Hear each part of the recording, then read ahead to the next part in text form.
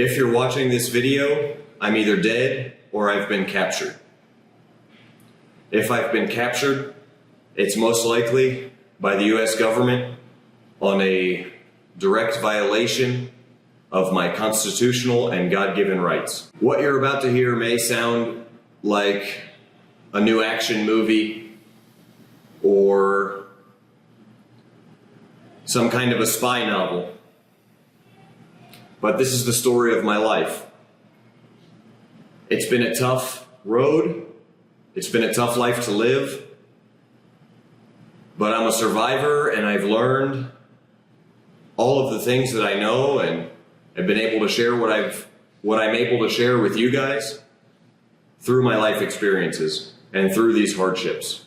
I'll start this story with the first attempt on my life by a cartel at the age of 18 years old. I was driving in Bradenton, Florida, down US 41, a large road there, when I noticed a car following me. And then I noticed another car joined in. At the point that two cars pulled up to the left side of me on US 41, and the windows went down and guns came out, I quickly pulled off the road into a gas station. I was very much into martial arts training and firearms training, and I was already involved in some private security work at that time, mostly bar and club security, which I had started at 17. So I had a firearm on me, a pistol, because I was very much into pistols. That firearm ended up saving my life. As I pulled into the gas station, a firefight broke out, and luckily I shot a man and was able to clear a route for my escape. It was a hard thing to do and the first time I ever shot a man. But I'm only here today because of my superior training on that day and because of my preparedness. That was the first lesson I learned about being tough to kill, about being prepared, being a survivor, and being well trained. At that time, I was arrested because I was 18 years old and it was under dispute whether it was legal for me to defend myself with a pistol. Although it was very clearly a self-defense case and I very clearly would have died if I didn't use that pistol to defend myself, I was arrested because I was not allowed to have that pistol at 18 years old. From there, I went to jail. So while I was in jail, very immediately, a group of hitmen from that cartel tried to take me out. I got the better of them again, was able to defend myself in a physical manner against a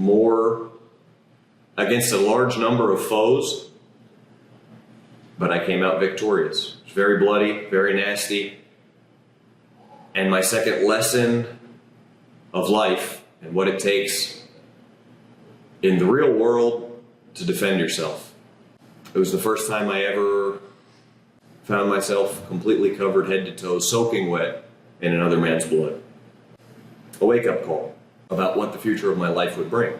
I went from there, I got out, I did my time, I started my own private security contracting company and started working as a bodyguard. It was always gray area things because of my legal issues,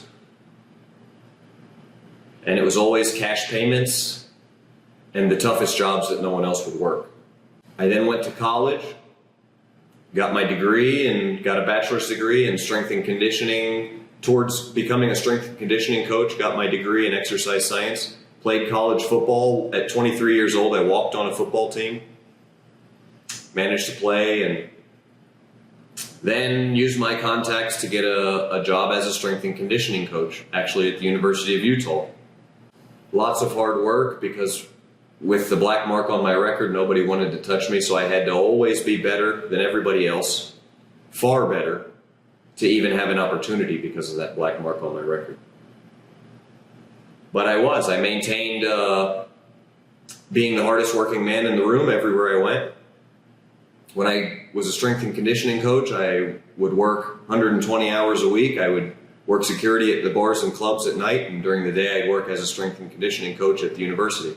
I was actually doing some security work in Latin America, which I have some exclusive contacts down here that allow me, government contacts and people in high places that allow me to do the work that I do here that really no one else can do, no other Americans can do. And my unique skill set puts me ahead of all of the locals, so I'm in kind of a niche here that I'm the only one that's doing it that's a North American.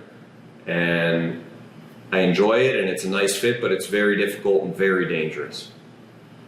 In fact, I've been here for 2 years, and everyone I originally started working with when I got here is now dead.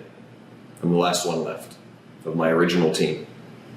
So it's been a road, but I've been growing my business while I'm here and things of that nature. But I got notification when I got here that not only was the cartel, this particular cartel, still looking for me, I got notice that the US government had now added me because of my business and my skill set to a terrorist watch list. And furthermore, that there was some trumped up charges against me. Honestly, I can't fathom as to why these charges have been pressed, and I don't know the whole story, but I have some attorneys working on it and things of that nature. I hired my first attorney for $7,000 that, I'm here risking my life to try and earn that money, and I sent this money to an attorney and lost contact with the attorney. The attorney refused to return any phone calls, anything like that, and just recently spent basically another huge sum of money, many times more than that, on hiring a new attorney, trying to get this situation figured out. But anyway, I got some of my government contacts and some of my friends in high places contacts in the US called me and said the US government is after me now and that I can't return to the US. So I'm trying to get that figured out. As of the making of this video, I'm now a political prisoner in Latin America.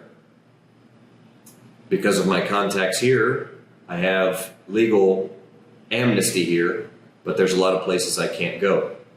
A lot of things I can't do. But I have decided to venture out from my area of amnesty and protection because I'm an innocent man and I'm not going to run or hide. So I'm making this video right now in case I'm killed or captured. And I want my story to be told. I want you guys to know what's been going on. And like I said, it's been a very difficult road. I've been growing my business, everything I can do, working every day, all my waking hours, just trying to survive and growing all of this and using what I've learned through this very difficult life to share with you guys, and also to bring, the types of weapons, self-defense tools and things of that nature. Someone like myself that's been hunted for the last 13 years and had to use weapons or my fists or my wits to save my life countless times of having people trying to take my life and people that do that for a living. So that's where my background for the edged weapons of Bone Tactical Knife and Tool comes from, and for the self-defense tools, the Bone Breaker keychain and things that I make. Having to use my fists to protect myself, things like that, that's where they come from. All right, a little bit of background I couldn't really give you guys before because people in this industry will blackball you for any kind of anything that goes on with the government, anything that happens between you and the government. People are just going to automatically blindly assume that the government's always right and people are always wrong. Even though I'm an innocent man fighting for my freedom, fighting for my life, constitutional rights violated, and I just can't get heard. I can't get attorneys that'll back me. I can't get my voice. So what I'm asking you guys is, if you're seeing this, please share this message, because I'm either in a holding cell somewhere where nobody's willing to admit where I'm at, where the government just hid me and they're trying to silence me, or I'm dead. Please share my story, and any support that you give, anything you buy off of the website, boneTactical.com. My few loyal friends I have left and my family are going to be running that while I'm gone, and I'm out of money for lawyer fees. I've spent over $200,000 in my life in lawyer fees, trying to get my rights back, trying to prove myself, trying to show that I'm an innocent man, trying to fight this oppressive government regime that I've been constricted by my entire life. And I'm just trying to get a chance to live my life and have the same opportunities that everyone else has. I'm trying to just have the God-given rights that we're supposed to be born with, of freedom and the ability to make your own decisions and travel freely and live a life. So again, any support is very much appreciated. A very somber message, and I would appreciate any support I can get from you guys.